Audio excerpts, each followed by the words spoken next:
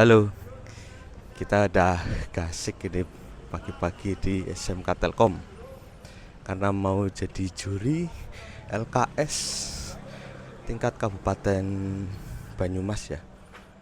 Nah, pengadaannya ini lokasinya ada di SMK Telkom. Saya mau ikut sambutan nanti mulai jam 7.15 katanya. Terus baru mulai menjuri.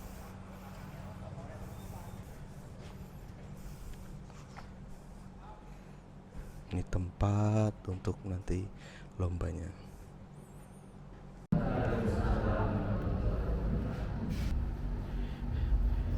Acara pembukaan LKS Web Teknologi Kabupaten Banyumas tahun 2023.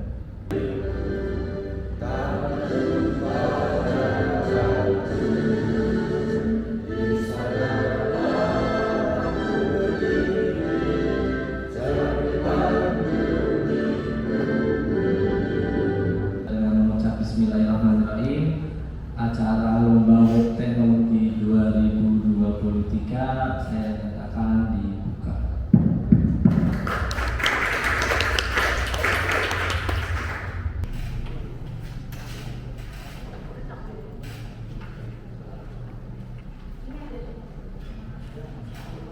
Di data B frameworknya itu di LKS Web 2023 itu juga udah ada asetnya.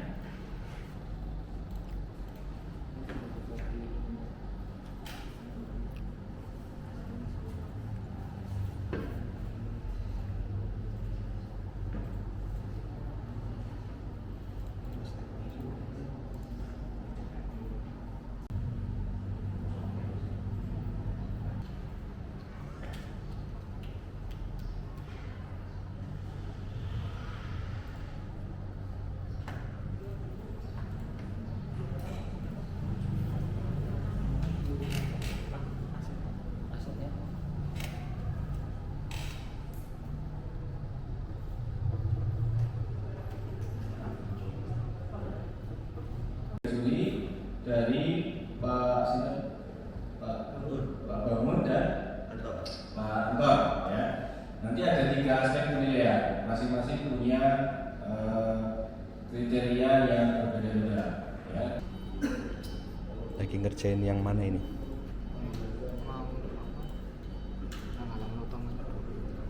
Yang soal pertama, modul pertama ya.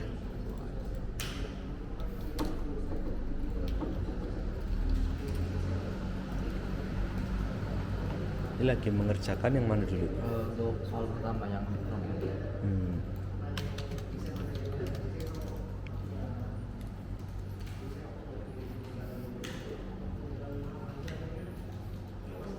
Ini lagi mengerjakan yang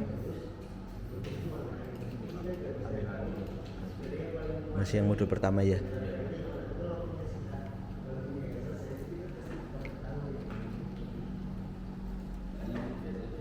Lagi mengerjakan yang modul pertama dulu ya. sama yang Sip.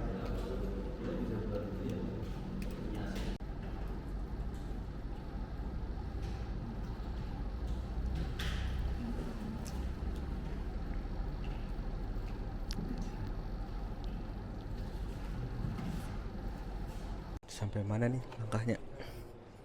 Wih, udah jadi depannya ya.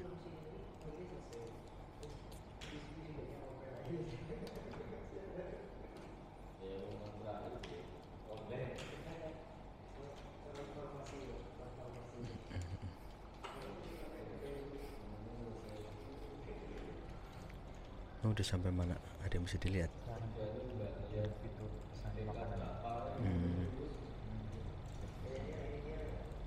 Ya, keren. Udah sampai mana nih? Ada yang bisa dilihat kan? admin lagi membuat ini laman landing page. Jadi nanti si user tuh bisa daftar sebagai seller atau penjual UMKM. Ya. Ini lagi membuat fitur halaman konfirmasi UMKM. Keren.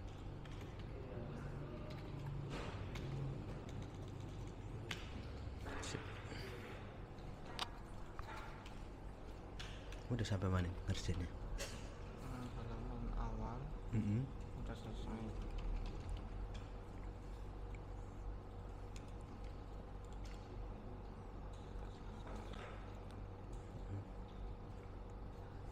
Sama login sama upload.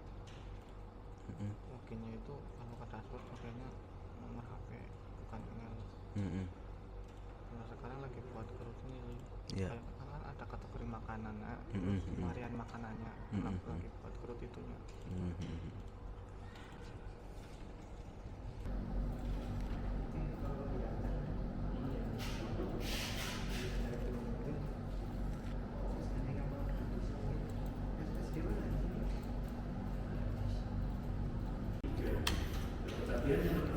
Udah sampai mana ini ngerjainnya?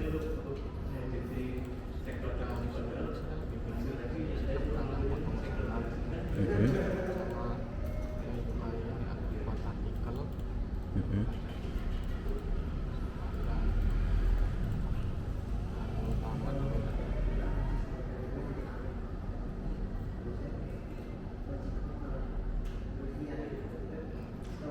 Ya.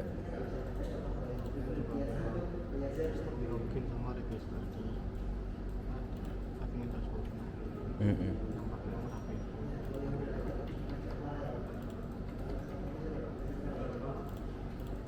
Kan juga ada grup makanan Mm-mm. itu yang kategori makanan itu buat variannya Mm-mm. itu doang. Oke. Ini udah sampai mana codingannya? Udah sampai rekaman adminnya mau upload konten-kontennya. Mm-mm. Untuk authentication udah semua. Mm-mm.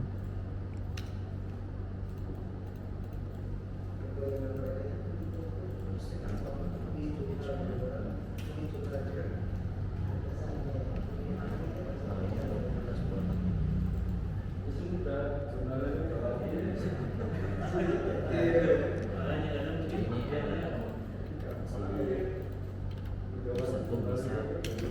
masyarakat tuh bisa menjual produknya di sini. Registrasi di sini. Jadi sekarang kita bicara registrasi.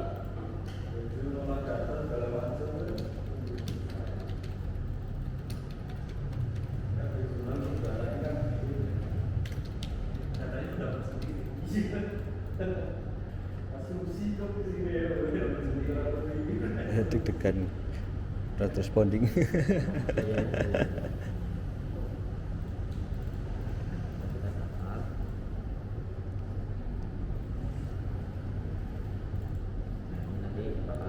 Ya. Aku bersih duluan, terus membuat itu mereview. Bakal muncul selanjutnya. Mana belum?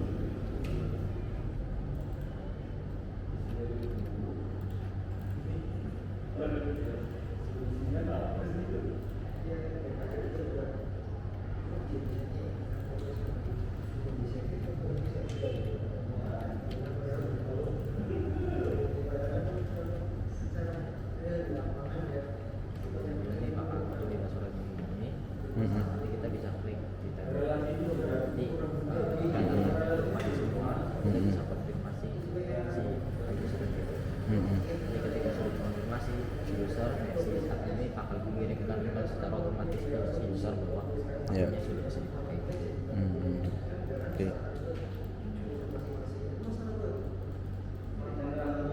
Terus ini lagi buat untuk nama kontennya. Udah jadi? Belum? Lagi masih ya? Masih.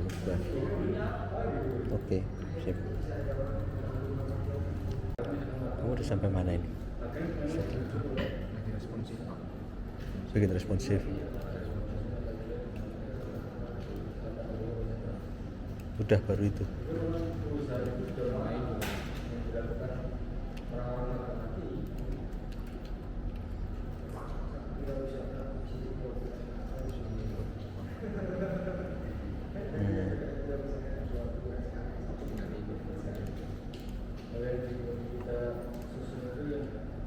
Oke.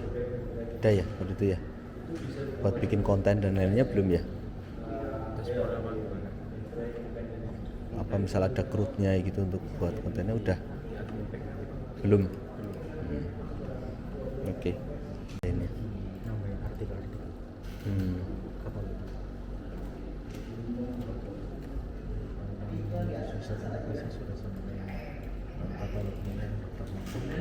Untuk front endnya mana? Ini.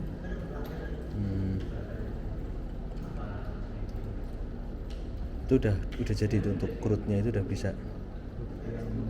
Itu untuk nambahin konten itu sudah semua. Coba misalkan nambahin konten salah satu lah itu misalnya ketimbul.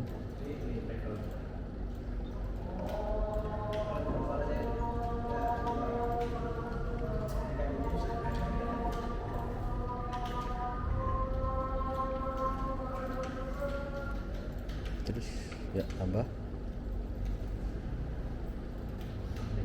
Oh masih ini belum itu.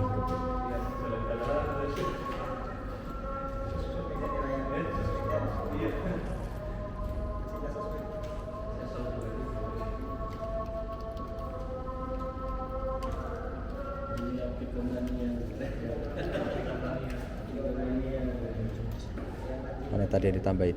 Tiwul bawah itu. Oh, ya. Sip.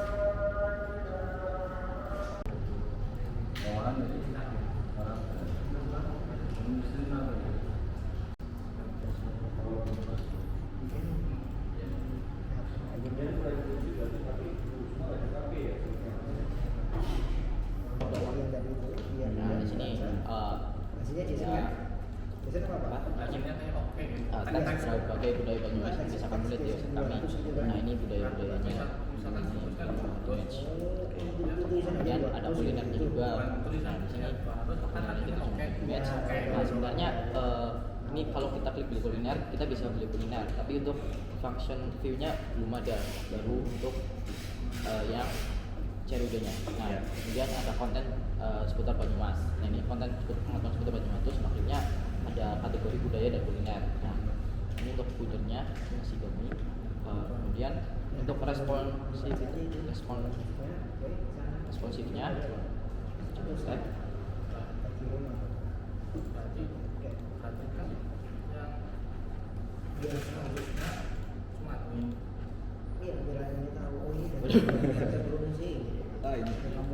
Nah, ini sudah responsif. Kita mau mengambil Kurang tab satu kurang buat tahu.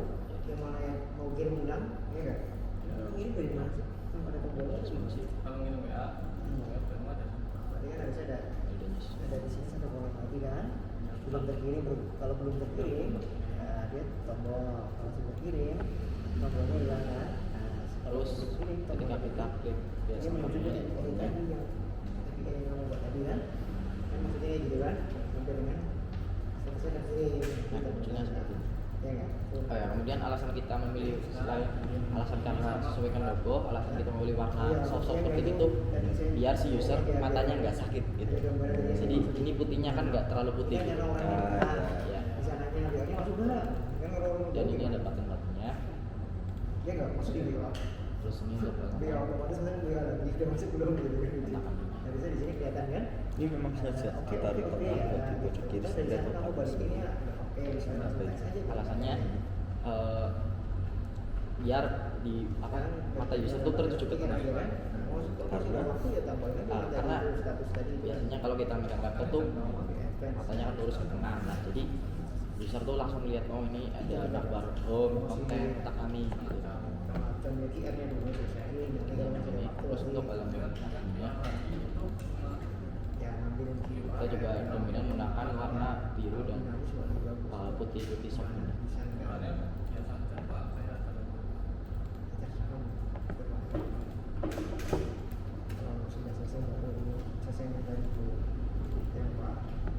Sini untuk elemen login. Untuk elemen register. Ini memang dibagi dua gini. Ini kosong ya. Ya. Nanti ada status oke. Kenapa? Ada tombol Alasannya biar user tuh fokus ke konten yang ini aja sih. Ininya Terus misal kita ininya nggak ada, nah ini formnya kan terlalu panjang gitu, jadi kita buat seperti ini. Terus ini kita logonya gedein biar ini tuh kayak masih tahu kalau ini Banyumas gitu. Seperti itu mungkin. Oke, udah.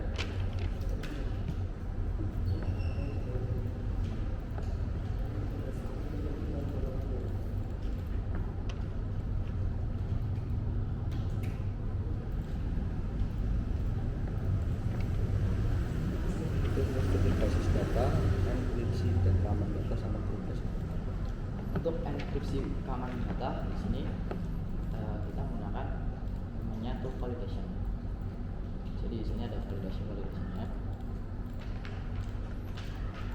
Misal kita untuk register seller, nah ini kita menggunakan validasi di sini.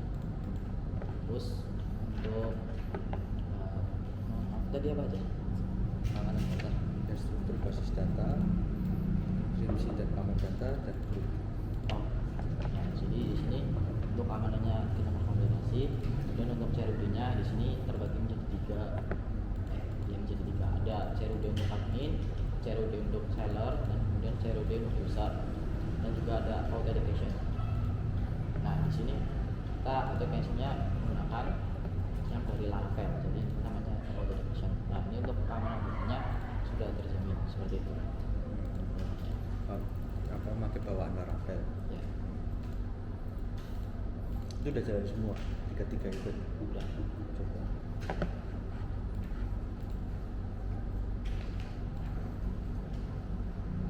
Di tes CRUD-nya berarti. Iya. Jadi tadi Pak, masing-masing akunnya, terus perbedaannya di mana kan bisa perbedaannya kan? Dari tampilan, terus perannya sejauh mana, admin harusnya bisa semuanya kan itu. Jadi untuk keamanan data yang biar si user lain nggak bisa lihat tampilan admin tuh, Nah, tadi kalau nggak login emang jadi mana ya Pak? Bacanya user tamu.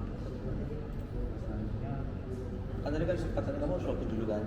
Nah, sedangkan ini kan nggak login, sudah ada tombolnya. Kalau saya pesan gimana? Hah? Oh error. Oh, berarti kan kalau misalkan memang dia nggak bisa pesan ketika saya daftar, seharusnya tombolnya nggak ada ya kan logikannya ya. Kalau misalkan bisa, berarti kan dia di user tamu ya kan?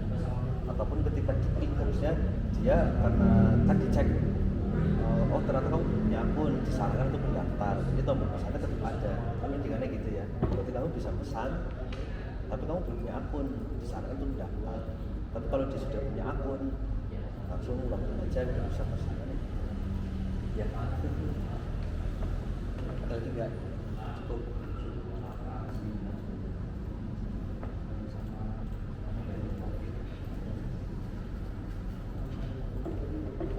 Ini apa user yang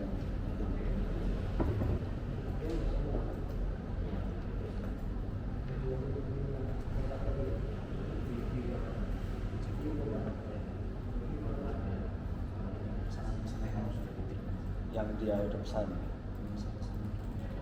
itu nanti maksudnya diterima admin.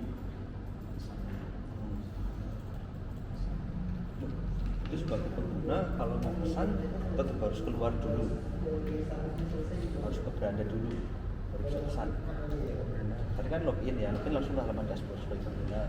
Terus kalau mau pesan harus kembali lagi ke tadi. Iya tapi harus ke beranda kan. Ya kan, tadi kalau misalkan coba mana halaman usernya mana tadi? Nah kan ya gini, terus ketika saya mau pesan tadi itu harus klik yang home itu tombol home. Apa harus ngedit itu?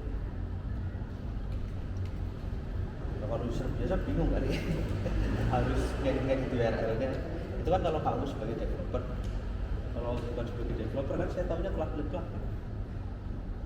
Ya enggak? Oke, Pak Bangun kan yang menutup.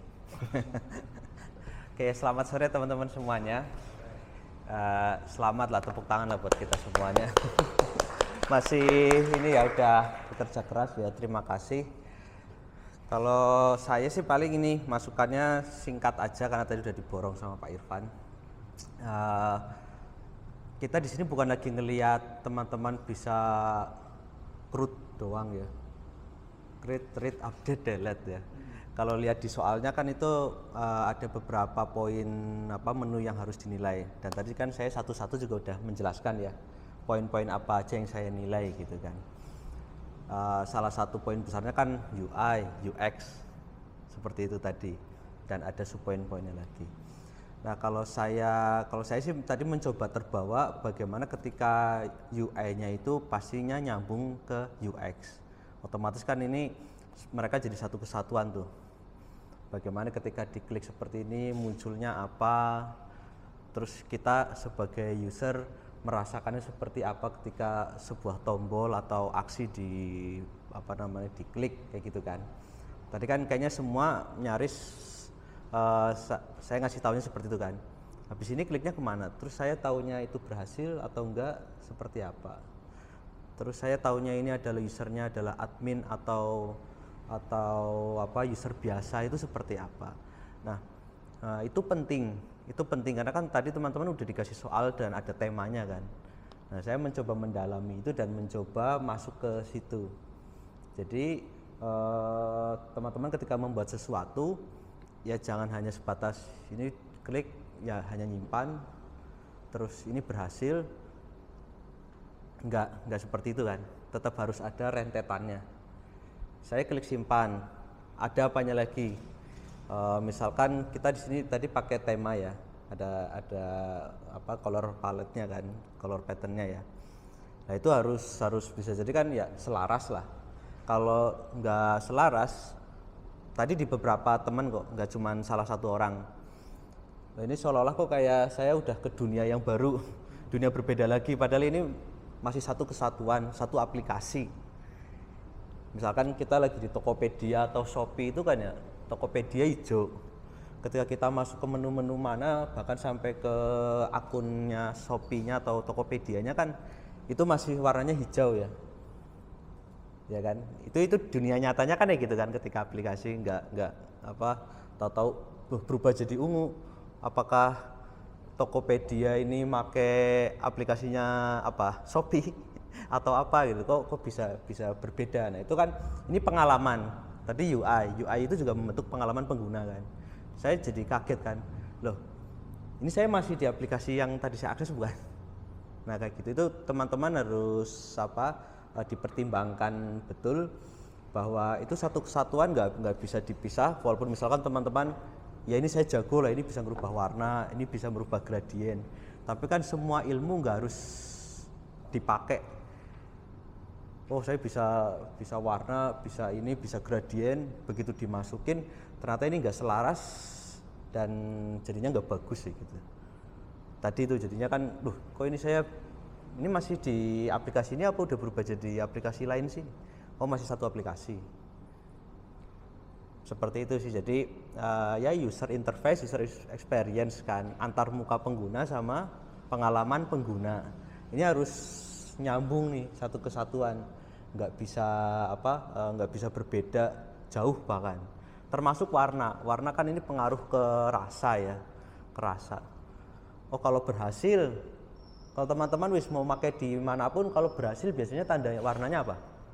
Hijau gitu kan. Kalau gagal merah. Nah seperti itu kayaknya simple kan, tapi kalau itu teman-teman pakai, teman-teman coba mainkan, itu ngefek banget ke pengguna. Tapi kalau misalkan nggak ada kan, loh ini sebenarnya berhasil nggak? Seperti itu. Jadi ya UI UX itu penting. Terus satu kesatuan ketika mereka berfungsi juga penting. Jadi jangan cuman, oh ini fungsinya semua berjalan nih, prosesnya semua jalan, bisa di-delete, bisa menambah konten, nambah foto, produk, pesan. Tapi ketika UI-nya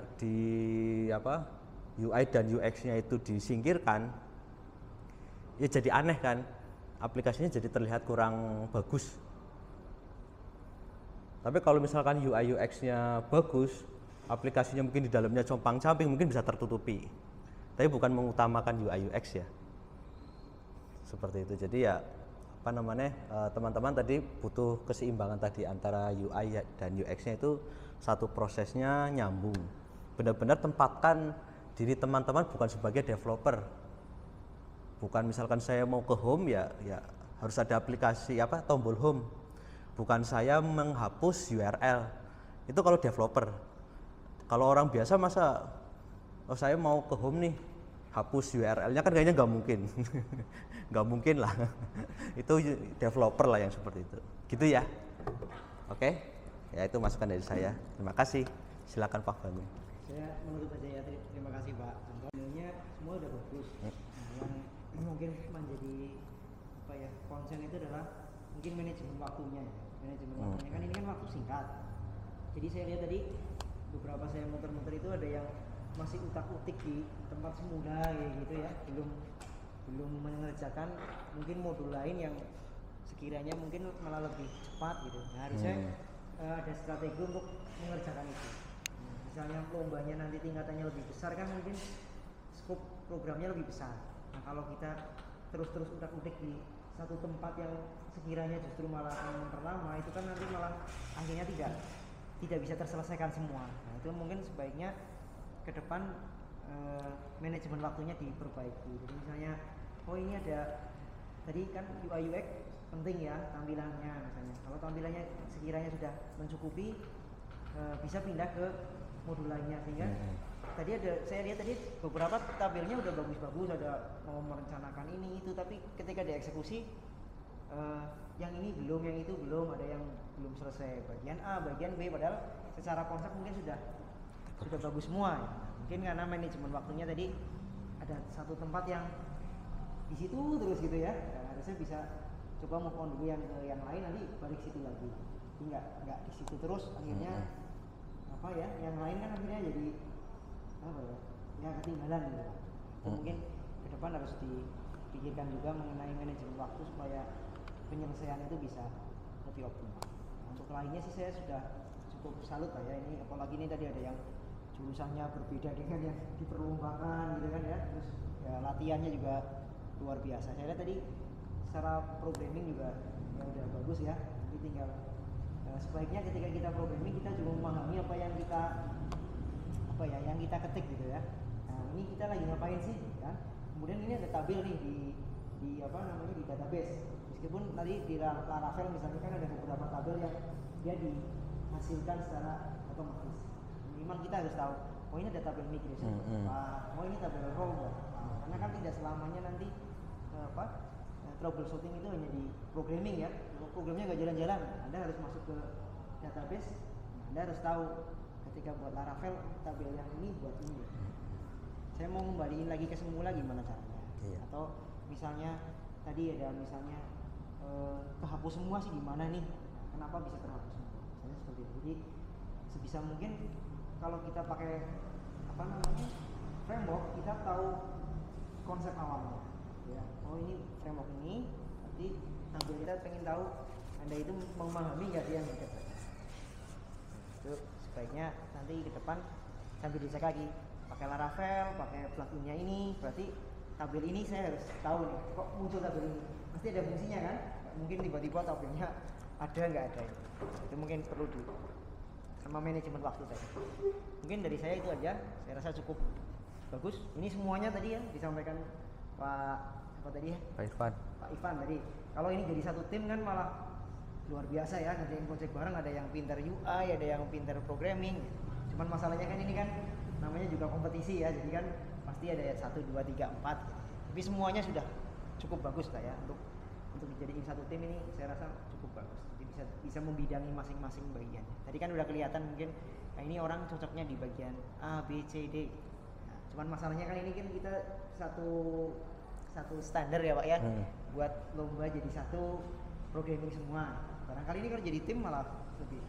Jadi kalau nanti ada yang nomor 4, ada yang nomor 3, nomor 2 itu jangan berkecil hati gitu. Saya rasa di bidang programming ini banyak bagian-bagiannya lah.